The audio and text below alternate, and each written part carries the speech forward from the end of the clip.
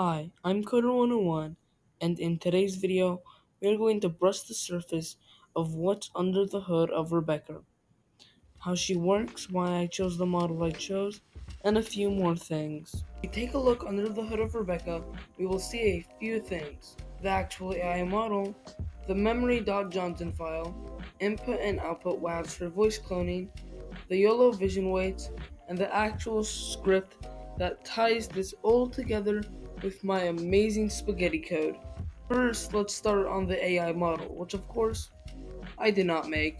I will link the same model I used in the description of today's video. The model is a gguf file, which is basically a binary blob of weights and code.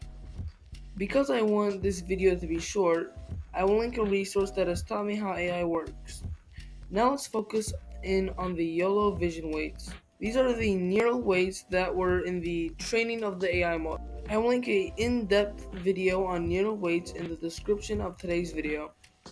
The TTS script works by, well, how do I say this? I actually do not know how the TTS works, but I do know how my code works, just not the TTS itself.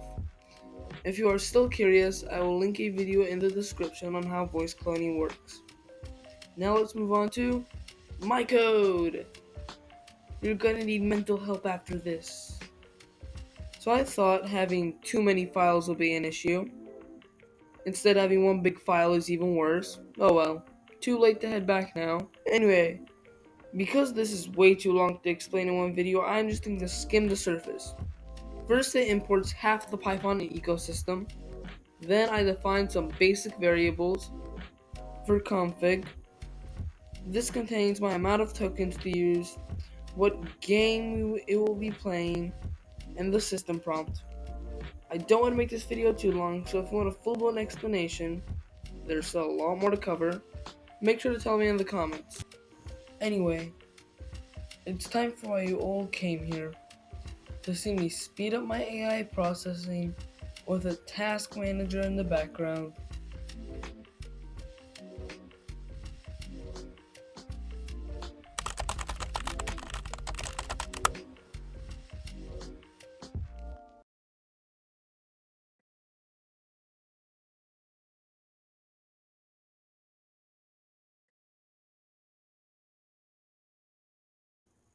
Well, as you can see, it worked, but the TTS is still a pain.